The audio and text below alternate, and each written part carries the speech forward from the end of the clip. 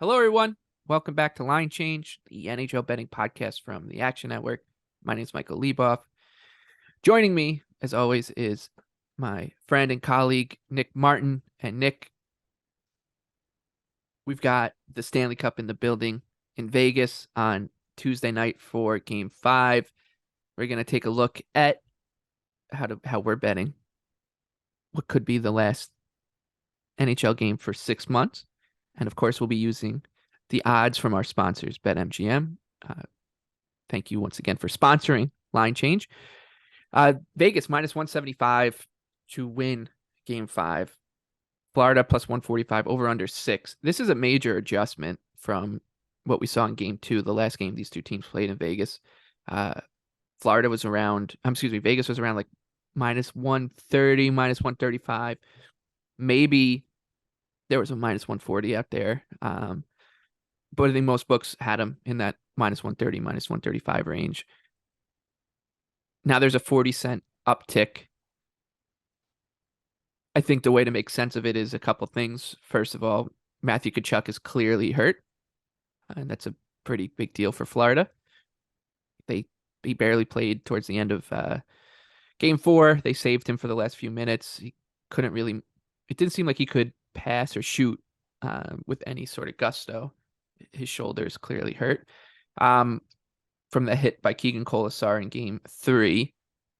The second reason, Vegas has been the better team for the majority of the series. So that's pretty simple. And the last reason is I think the momentum of the series, the fact that this is a clinching game, it's at home, all that stuff kind of gets baked into a line. So it's almost like a clinching tax. I think the adjustment's probably a little too much. Like, if I don't mind a bet on Florida here at plus 145. Yeah, I think it's about right, to be honest. Like, it is a big adjustment. I posted the series number prior to Game 4, and it was plus 250. And in my write-up, I said that I thought this was a rare time where it could end up holding value because of the fact that Vegas could end up being a bigger favorite than I think they're expecting if they had a solid Game 4, which was the case. And that shows that, like, I was expecting it to maybe be like minus 145. So I agree with you. I think it's Florida or nothing, but to me, Vegas is the better team. They've looked the better team in this series. They were the better team this playoffs. Like, I just think the Magic's kind of run out for the Panthers. I'm not overly interested in betting any team like at a number like this, though, when we know the likelihood is it's probably still a close game.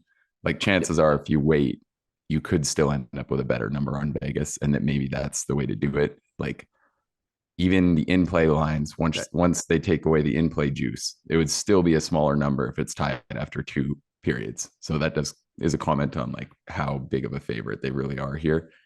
I think that, it's hard for me to see an angle either way. I would lean towards Florida too, but seems kind of sharp.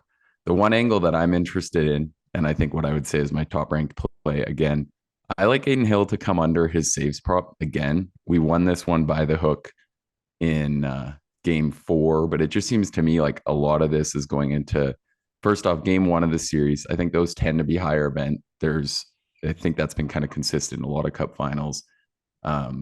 And that was the one game where Florida really had a high total of shots. And then the fact that they had like so many shots on goal all year, I wonder if that's still being baked into the numbers here a bit.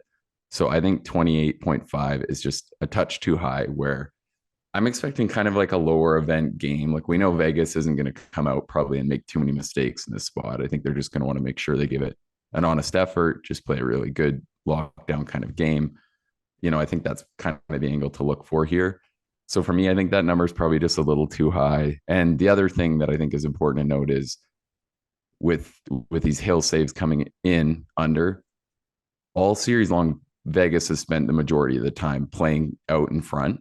So even in like hurting game scripts, this play is still going under. So I think that's a good note here, where like, unless they get way up, I don't really think it's going to matter. Like, if it's 2-1 the way it's been like for so much of the last 2 games, then we're still ideally fine. So I think this is still, it's one save lower than it was last game, but I still am willing to play it. I think it's a solid look. I like a couple goal scorers here. We had Tim Kalinowski on after Game 2, and he was talking about kind of going out with a bang if these are going to be our last few bets for the NHL season. So I'm going to lean into that a little bit. I have 3 guys circled. You can play them individually if you want, if you can ignore them if you want, or you can wrap them in a parlay or round robin, maybe with Florida or Vegas or however. But the 3 I like are Alex Pietrangelo. He's plus 700 to score. That's the highest number I saw out there.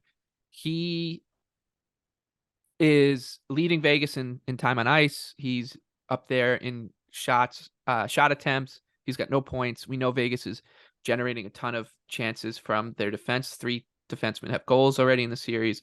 I think Pietrangelo has been great. You know he's going to be a horse in this and be heavily leaned on. He gets some power play time as well. So I like Petro at 7-1. Another night I like is Michael Amadio, who is near the top for Vegas in terms of high danger chances in the series for at 5-on-5. He's playing with Riley Smith and William Karlsson. That's a great spot for a player like him because you know that bookmakers aren't really going to be too fussed about Michael Amadio's anytime goal scorer odds, so they'll drift a little bit. And he's plus 450. And the other one, a Panther I like, is Anton Lundell. He's in that 5-1 range. I think he's arguably been their best player in the series. Like him and Montour have been fantastic. Lundell should see an uptick in time and opportunity with Tkachuk hurt. He's getting shots off. I think he's got 6 through 4. He's not like a huge volume shooter as is, but he's had a couple good games. He's generated chances, and with Tkachuk at the very least playing a limited role, I think Lundell can kind of take advantage of that, or you can take advantage of that by betting a player like Lundell. I think if you wrap the 3 of them together, their true odds are around 300-1. Of course, with these same game parlays, usually the book slash numbers like that a little bit, but that's what I'm going to be doing. I'm going to wrap those 3 together. Maybe I'll find like a tennis play I like in Stuttgart or something to complete the round robin. I know Nick Kyrgios is back, and he's a big favorite against Yibing Wu. That's his first tennis match in 8 months for Kyrgios, and he's like minus 475. I know he's great on grass, but that seems a little rich. Maybe it'll be Kyrgios in there for a fun little round robin. I love it. Yeah, you got to bet into that Kyrgios volatility. And yeah, the Tkachuk, it's definitely far from just speculation. Like his shoulder for sure came out, and the books literally have his player props down right now. Because I was thinking if you wanted to try and see if you could use one of the sites where you can do an all unders look, that could be an option. And he's obviously so tough, and he found a way to get 4 shots on goal last game, which actually blew up the same game parlay piece I write with action. It lost by 1 Tkachuk shot, so it's not like that's just a lock to happen, but it does just seem like he's really fighting through it. And now they're not doing that good at 5-on-5. And yeah, I like Lundell. He's been great. It's like they call him Mini Barkov on the team apparently, and I can definitely see why. So I like that. Yeah, I'll probably be looking for some in play bets, considering this is the last game of the year, and maybe something similar to when the Caps pulled it off in Vegas in Game 5, where they went down and just had to find a way. So I'll give a shout out to my boys because that was like my favorite hockey game ever. Yeah, that was I remember watching that game in the Action Network offices in New York in Midtown. Stayed late and watched it. Didn't know you at the time, but and I didn't know that Barry Trotz would end up becoming an Islander coach just a few weeks later either. So special moment for everybody involved.